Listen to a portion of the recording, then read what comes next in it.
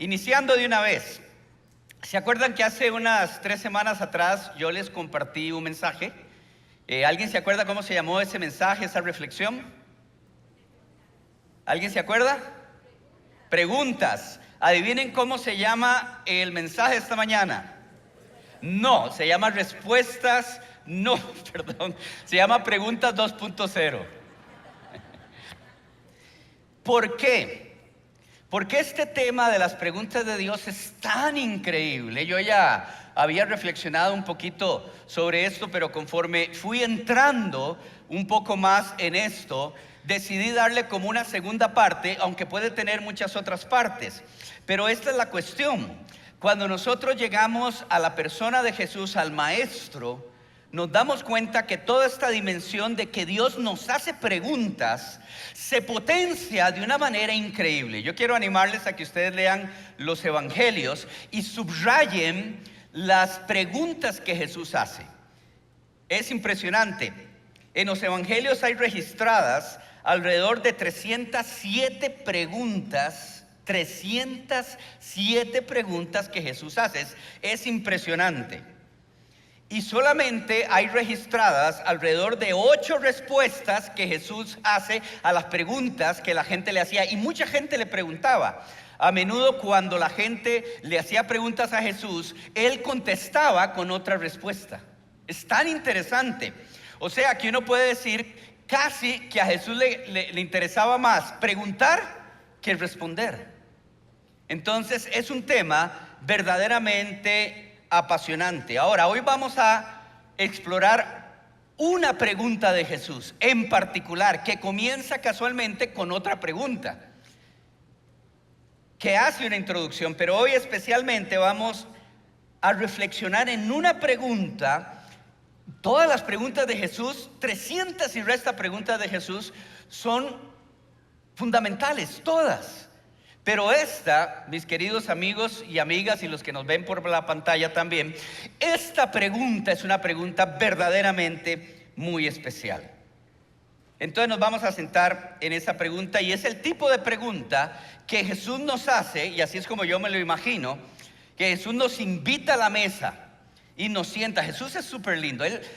Él nos siente a la mesa, y yo me lo imagino así porque de hecho aparece en los evangelios. Nos sienta a la mesa, nos invita a sentarnos, nos pone comidita, unos pescaditos, unas donas, ¿verdad? Unos cafecitos. Se nota que es hora de almuerzo. Y entonces en este contexto, sin violines, sin romanticismos, pero viéndonos a los ojos, viene el Señor y nos pregunta esto que ahorita vamos a ver. Ahora, a ver si alguien captó. Dejé algo por fuera que generalmente siempre tomamos al principio. ¿Qué dejé afuera yo? ¿Qué no he dicho? Exactamente, me dispongo. ¿Sabe por qué? Porque pensando en que esta mañana el Señor nos va a hacer esta pregunta en particular, y no simplemente es que yo se les estoy pasando esta pregunta. No, el Señor a mí también me hace esta pregunta.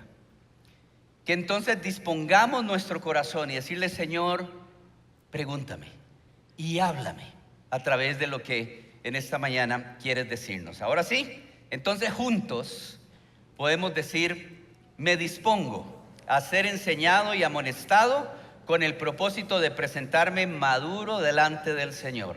La gracia del Señor abre las puertas y el carácter las mantiene abiertas. Y ahora sí, aquí viene la pregunta. Viene el Señor, te invita, nos sentamos a la mesa, el Señor súper lindo, viéndonos con todo ese cariño y ese amor, y nos suelta el Señor la pregunta, y es esta: ¿y ustedes quién dicen que soy yo? ¿Y ustedes quién dicen que soy yo? Y vamos a ir al pasaje donde viene esa pregunta, y viene una primera pregunta que hace la introducción. Está en Mateo 16, versículo 13 al 17. Cuando llegó a la región de Cesarea de Filipo, Jesús preguntó a sus discípulos: ¿quién dice la gente que es el Hijo del Hombre? Y le respondieron, unos dicen que es el Juan el Bautista, otros que es Elías, otro que es Jeremías, o uno de los profetas, y había un montón de profetas. Y viene la pregunta, ¿y ustedes que están conmigo aquí cerquita, sentados a la mesa, y ustedes, quién dicen que soy yo? Tú eres el Cristo, el Hijo de Dios viviente, afirmó Simón Pedro. Y vea la respuesta de Jesús.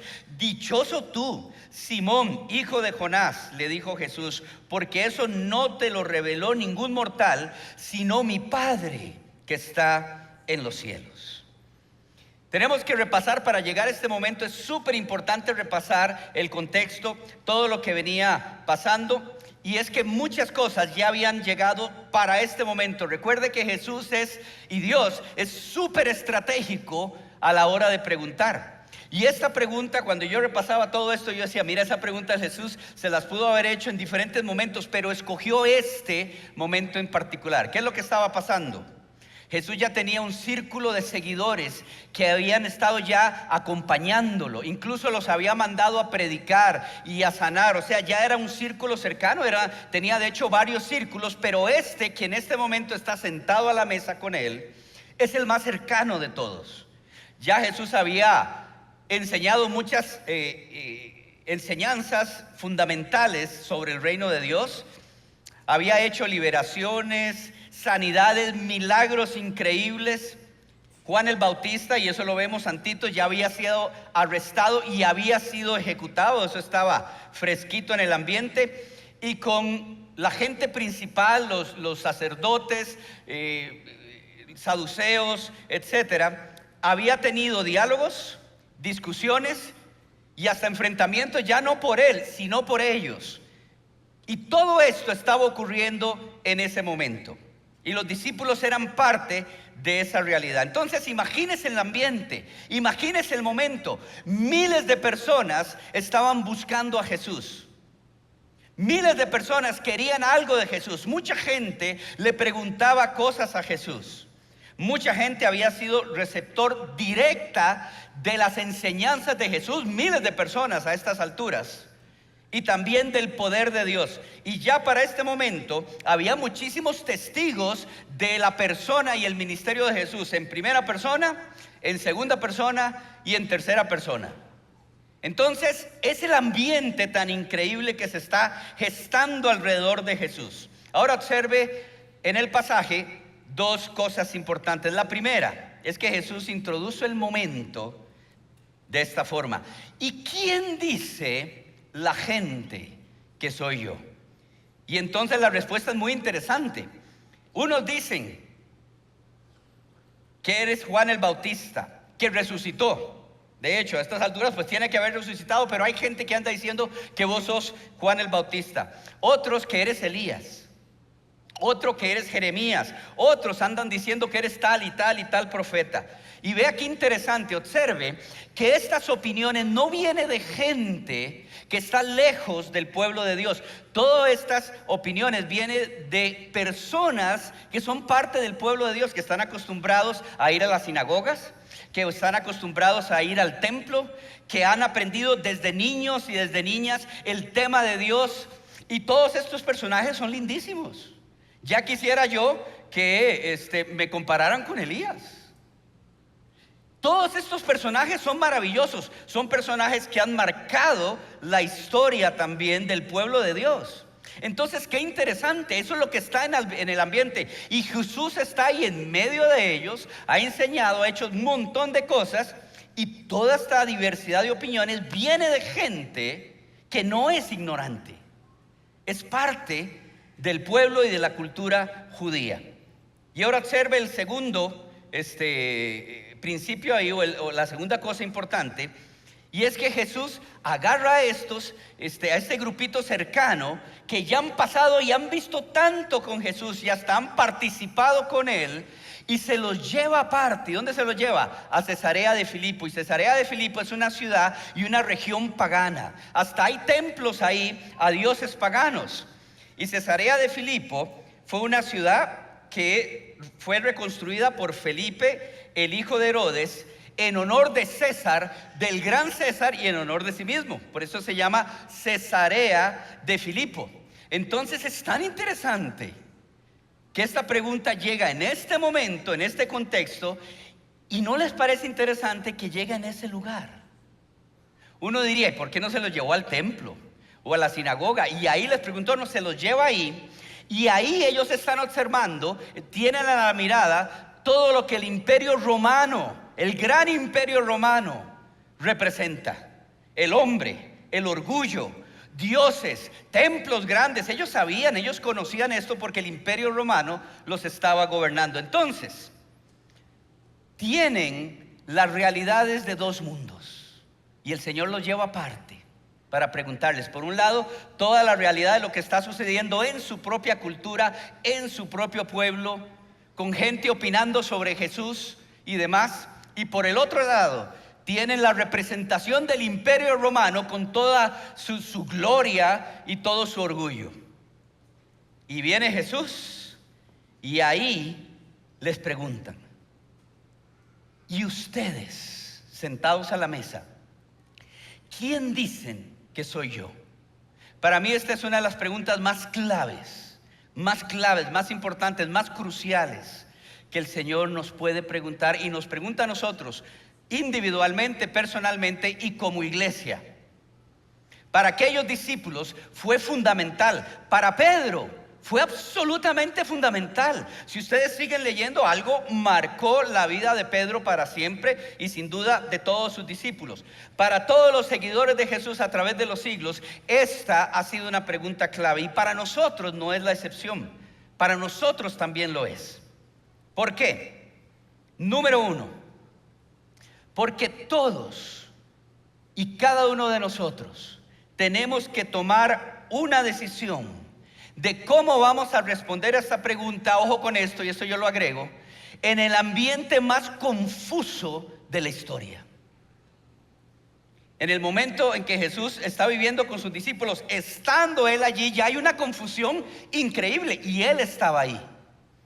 Pero hoy nosotros estamos viviendo la era de mayor confusión en la historia como jamás se ha vivido.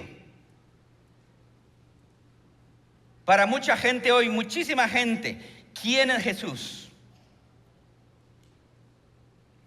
¿Es un gran profeta, pero solo un gran profeta? ¿Es un invento? ¿Es un mito? ¿Es un revolucionario? ¿Es una figura histórica? Para algunos es una gran figura histórica, para otros es una figura histórica manipulada. ¿Es un gran maestro, pero solo un gran maestro? Un gran líder, es más, hay gente por ahí, grandes líderes alrededor del mundo y en la historia que han dicho Jesús es el líder más grande de la historia, pero solo eso. Es un Dios entre muchos, es un camino al cielo, no él, es un camino al cielo, es una realidad superior, es una figura irrelevante, ojo con esta porque se va a volver cada vez más popular conforme pasa el tiempo, es un extraterrestre. Es un sentimiento, una filosofía, un mago. Y hay algunas otras cosas que hoy se están diciendo de Jesús que no me atrevo, literalmente no me atrevo a mencionar aquí. Y quiero decirles que esta confusión es tal en este tiempo tan particular que la confusión no simplemente se ha incrementado, sino que va a crecer exponencialmente. La confusión hoy, déjenme ponérselo de esta manera, por toda una serie de razones, se ha profesionalizado. La confusión hoy se está envasando, se está dinamizando, se está mercadeando. Es increíblemente sensual. ¿Qué quiere decir eso? Que apela a nuestros sentidos, que es atractiva. Es una confusión que va a crecer y crecer y que finalmente, y ya está sucediendo, es una confusión que va a encarnarse en gente, en personas de una manera muy poderosa. Y eso es lo que viene, mis hermanos y mis amigos. Estamos viviendo y vamos a vivir el tiempo más difícil y más confuso de la historia. Y por eso esta pregunta es tan clave. La pregunta no es ¿qué dice la gente o qué piensa la gente de mí, de Jesús? La pregunta clave es ustedes. Y para los discípulos en aquel momento que ya habían estado con Él, ya se habían sanado con su poder y todo, para ellos también. ¿Y ustedes quién dicen que soy yo? ¿Sabe por qué esta pregunta es tan fundamental? Porque la respuesta tiene que ver con el centro de gravedad de nuestra vida y de nuestra fe. Es fundamental en el momento más complicado, y lo va a hacer más confuso, de la historia.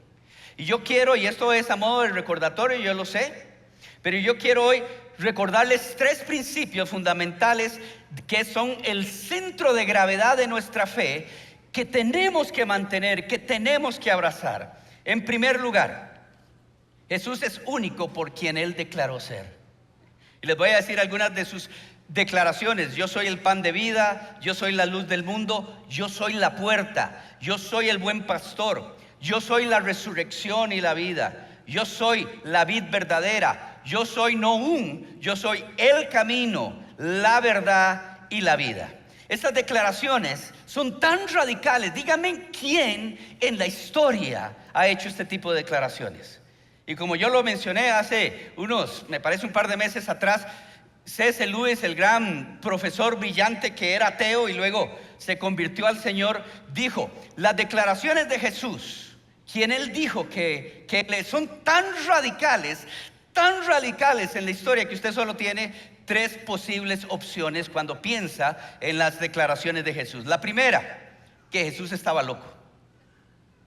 Claro, si yo me pongo a decir estas declaraciones acá, se queda el auditorio vacío. Solo mi amigo Alejandro se queda para orar por mí. Espero, ¿no? Y mi amiga Lorena. ¿Quién dice estas cosas? Entonces decía C.S. Lewis, número 1, o Jesús está loco. Número 2, si está en su sano juicio, usted solamente puede ser un mentiroso y un manipulador. Porque ¿quién dice estas cosas? O número 3, Jesús era quien Él dijo que es. Y cuando se pesa toda la evidencia en la historia, no dice, no estaba loco, no era un mentiroso, tampoco fue un manipulador. Él es quien Él dijo que es. Esa es, mis hermanos y hermanas y amigos que nos ven a través de la pantalla, esa es la conclusión. Nada más pésalo un momento. Esa es la conclusión más increíble de la historia. No hay ninguna que se le parece. Y ese es su Cristo, y ese es el mío. Es centro de gravedad en nuestra vida. Ahora, al mundo le molestan las declaraciones de Jesús, y esto se está incrementando. El mundo va a tomar las declaraciones de Jesús y las va a diluir, las va a tergiversar, las va a ignorar, las va a combatir, las va a negar y finalmente las va a odiar. Y si nosotros nos aferramos a este centro de gravedad de quién es Jesús, lo mismo nos va a pasar a nosotros. Lo mismo nos va a pasar a nosotros. Entonces Jesús es único por quien Él declaró ser. Centro de gravedad en nuestra vida y en nuestra fe. Número 2, Jesús es único por lo que Él hizo por nosotros. No sé si se dieron cuenta, pero hoy toda la adoración estaba centrada en ¿quién? ¿Se dieron cuenta? En Jesús. En Jesús. Y con las 5 canciones, ¿verdad, Chisco? Que cantamos, usted puede hacer un compendio bellísimo, bíblico y teológico de quién es Jesús. Podemos repetirla ahora, toda la adoración al final. Es impresionante. Y ahí nosotros celebramos en la adoración lo que Él hizo por nosotros. Mateo 26, 28, antes de ser arrestado, Jesús tomó a este grupito que lo tenía ahí sentado a la mesa, tomó la copa, cenando con sus discípulos, y dijo: esto es mi sangre del pacto, que es derramada por muchos para el perdón de pecados. Él mismo lo declara. Jesús vino a redimirnos. ¿Qué es redimirnos? Nos vino a comprar, porque usted y yo estamos vendidos. Y Jesús vino a redimirnos, nos compró y nos rescató. ¿Quién hace eso en la historia? ¿Quién lo ha hecho? Nadie. Hechos 4:12 dice: de hecho, en ningún otro hay salvación, en ningún otro hay salvación, porque no hay bajo el cielo otro nombre dado a los hombres mediante el cual podemos ser salvos. Hace unas 3, 4 semanas atrás estaba viendo yo un documental que está en una de las plataformas ahí de internet. Y es un documental sobre toda la tragedia y la situación que vivió una secta que se llamaba la secta de los Davinianos, con David Koresh, que era el líder. Y no sé si lo vieron, pero es terrible. Y yo lo tuve que ver otra vez porque a mí no me sorprendía el tema de David Koresh. Él tomaba las escrituras, las torcía todas y demás, y el hombre era brillante. Era brillante. ¿Sabe lo que a mí me sorprendía? Sus seguidores. Porque no era gente tonta, era gente inteligente. Y muchos de ellos, ojo con esto, era gente que salió de iglesia, como los que estamos acá. Y tal vez los que están viendo a través de la pantalla. Y yo todavía, mis hermanos, bueno, en un sentido sí, en otro sentido no logro comprenderlo. Pero dice la palabra del Señor, Mateo 24:24, porque surgirán falsos profetas que harán grandes señales y milagros para engañar, de ser posible, ¿sabe a quién? A los elegidos. La confusión va a ser tal que va a venir gente poderosa, gente brillante, que va a venir con señales y prodigios y con inteligencia para engañar aún ¿a quién?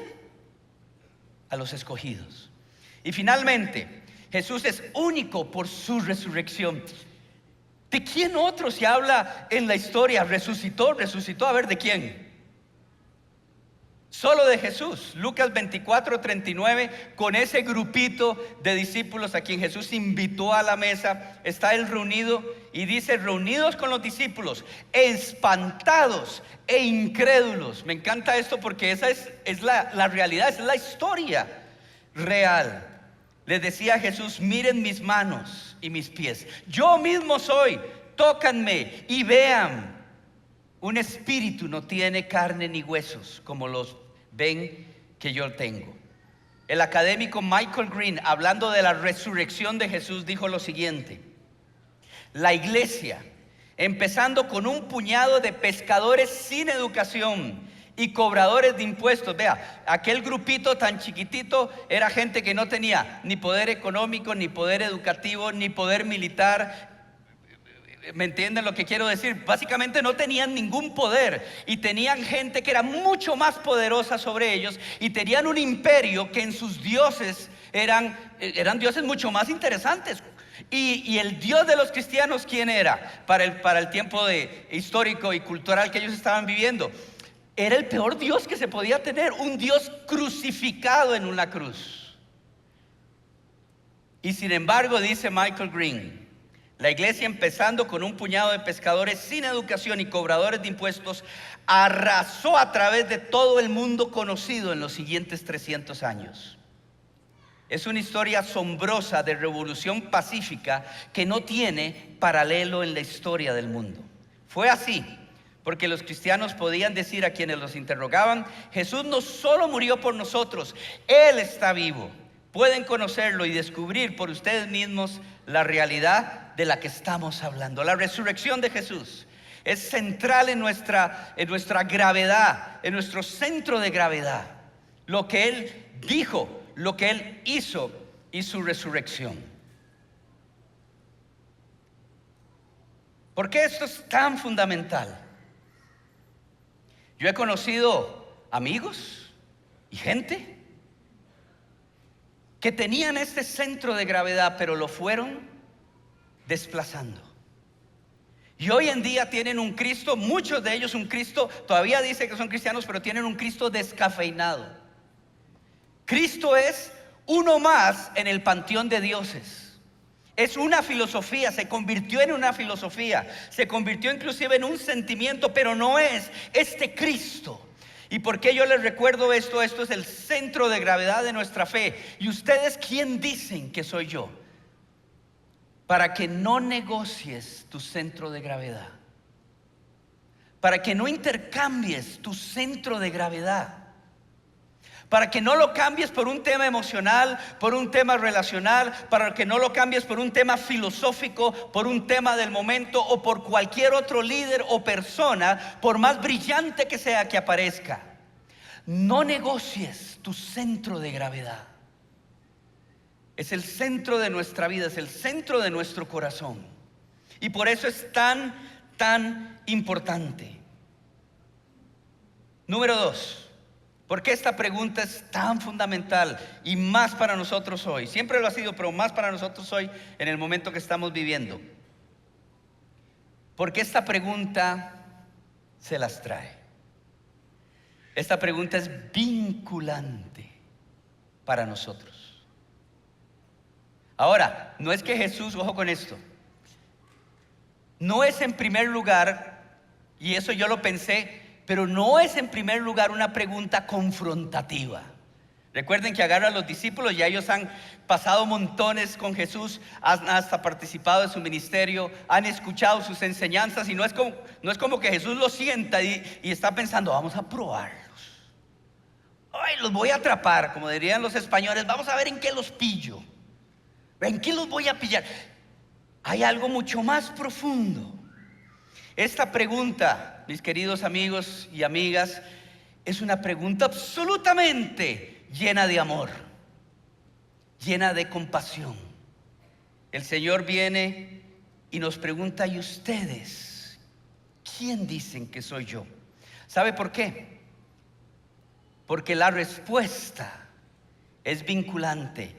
Y si damos la respuesta como la dio Pedro, ahorita lo vamos a leer, conectamos, es lo que el Señor quiere, conectamos con el origen de la vida, conectamos con el plan de la vida, conectamos con lo mejor del universo, que es el Señor mismo. Y vean lo que lo encontramos aquí. Pedro lo contestó, versículos 16 y 17, y díganme si no estaba conectando. Y eso es el tema del Señor. ¿Se acuerdan?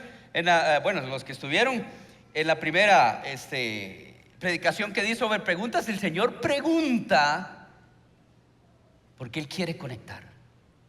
Y viene Pedro y responde: tú eres el Cristo, el Hijo de ¿quién? Del Dios viviente. Está conectando con la máxima realidad del universo, el que conoce la vida.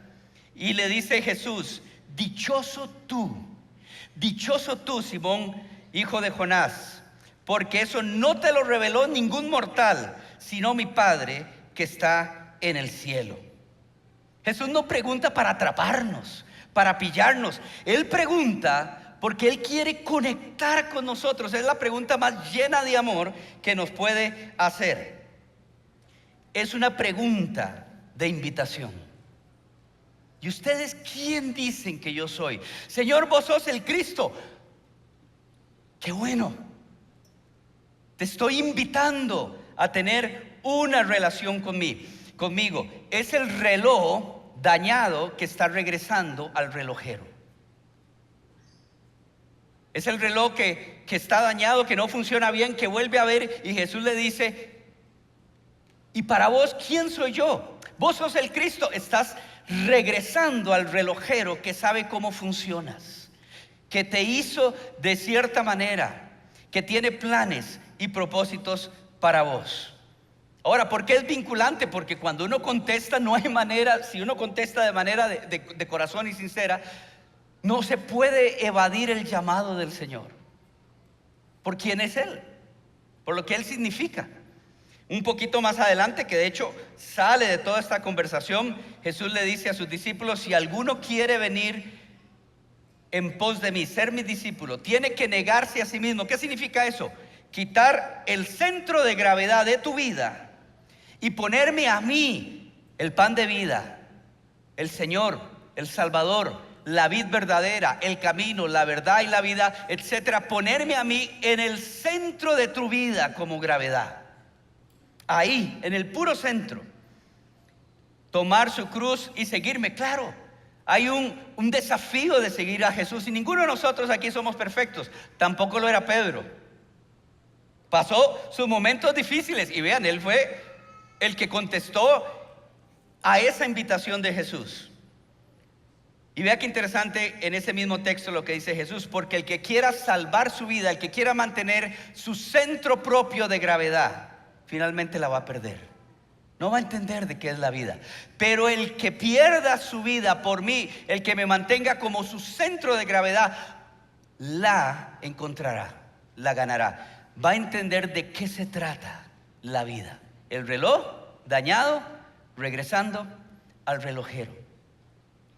Es una invitación profunda de relación. El Señor nos invita a relacionarnos con Él, a acercarnos con Él, a tener una relación maravillosa con Él. Ahora, yo me preguntaba cuando estaba preparando esto, si a veces nosotros entendemos las implicaciones de esa pregunta de Jesús. ¿Sabe por qué? Porque Jesús también preguntó: ¿por qué me llaman ustedes Señor, Señor, y no hacen lo que yo les digo? Y todos entendemos que tenemos nuestras cosas, nuestros rollos, nuestras situaciones. Pero Jesús dice: ¿por qué me llaman Señor y Señor y no hacen lo que yo digo? Y pensé en algunas maneras en que de repente podemos decir como Pedro: sí, Señor, vos sos el Hijo de Dios, pero no estamos entendiendo la profundidad de esta pregunta y la profundidad de esta invitación del Señor a nuestras vidas. Y les doy algunos ejemplos que nos han pasado a todos. Usamos al Señor como comodín en nuestras vidas. En una época le tenemos presente y en otras lo olvidamos. Cuando le decimos Señor, Señor, si tú eres el Hijo de Cristo, pero escogemos en qué cosas sí queremos seguirle, sí le obedecemos, y en qué cosas no le obedecemos. ¿Han escuchado de la fe tipo supermercado? A veces tenemos ese tipo de fe. Entramos a un supermercado y vamos con el carrito: esto sí, esto sí, esto no. Y encima tenemos, ¿verdad?, la desfachatez de pasar ahí por el cajero y ya está el señor de cajero. Señor, esto sí y esto no. Esa no es la invitación de Jesús. Y el Señor es tan bueno, es tan misericordioso, que aún en nuestros enredos y en nuestras cosas, ¿verdad?, cuando en otras ocasiones hemos caminado con Él y de repente lo dejamos a un lado y luego regresamos, el Señor nos bendice, nos perdona, nos ayuda, nos levanta, ¿sí o no? A todos nos ha pasado. Pero quiero decirles que esta no es la relación que el Señor busca. Él quiere una relación más profunda, más cercana, una relación maravillosa con Él, no una relación de supermercado. Entonces, cuando el Señor nos sienta, nos vuelve a ver con sus ojos de amor: ¿y vos quién decís que soy yo? Porque Él lo que anda buscando es una conexión cercana, no una realidad de sí o de no. Él busca que esa pregunta sea vinculante para nosotros, sea cercana para nosotros. Y finalmente, número 3, ¿por qué esta pregunta es tan importante y tan fundamental? Y esta me encanta, este punto. Y Evelyn sabe que aquí está mi esposa. Yo tengo el baile de la felicidad. Cuando algo sucede bonito, me traen un regalo, cuando mi esposa me dice vamos a Miami, ¿verdad?, este tipo de cosas, yo hago el baile de la felicidad. Y así pero como yo bailo muy mal, nunca se ha grabado. Pero yo haría aquí el baile de la felicidad, porque el tercer principio que nos recuerda esta situación y esta pregunta de Jesús es maravilloso. Les voy a decir cuál es. Esta pregunta no es simplemente vinculante para nosotros, para usted, para mí. Esta pregunta es vinculante para el Maestro. Es vinculante para Jesús. Véanlo de esta manera. Cuando viene el Señor y nos pregunta, y lo voy a hacer en primera persona: ¿y vos quién decís que soy? Y como Pedro, entendiendo y sabiendo que somos imperfectos e infinitos y demás, pero como Pedro volvemos a ver al Señor y le decimos: Señor, vos sos el Cristo, el Hijo del Dios viviente. Y el Señor nos dice, bueno, me voy para el otro lado. Y el Señor nos dice: eso no te lo reveló ni carne ni sangre. Y quiero decirle que si usted piensa eso del Señor, no se lo ha revelado, usted no se lo inventó. El Señor te lo trajo. Y vea lo que el Señor hace. Y el Señor dice: wow, sí, qué lindo, puedes estar cerca mío. Y vea lo que el Maestro hace. Entiéndase lo que quiero hacer. Comienza el Señor a sacar todo lo que Él es. El camino lo pone en la mesa, quita el pescadito y el café y pone el camino, la verdad, su amor, sus promesas, su palabra, su cuidado, su plan pasado, presente, futuro y eterno, y lo pone todo sobre la mesa. Todo lo que Él es, el camino, la verdad, la vida, la vid verdadera, el buen pastor, todo. Y no es que no estuviese antes, ahí estaba. Y ahí estaba para los discípulos también. Pero llega el momento en que ellos tienen que entender todo lo que es el Maestro y comenzar a abrazarlo. Es una invitación. Y viene Jesús y nos pone en la mesa su amor, su gracia, su perdón, su obra completa y perfecta, su salvación, su nueva vida, su guía. ¿Se acuerdan que ese pasaje maravilloso? Y ahí está el detalle, como decía Cantinflas. Todas las promesas de Dios para nosotros son sí. ¿En quién? En Jesús. Pone todas sus promesas para nosotros, todas sus bendiciones para nosotros en la mesa, sí, para nosotros, por quien Él es.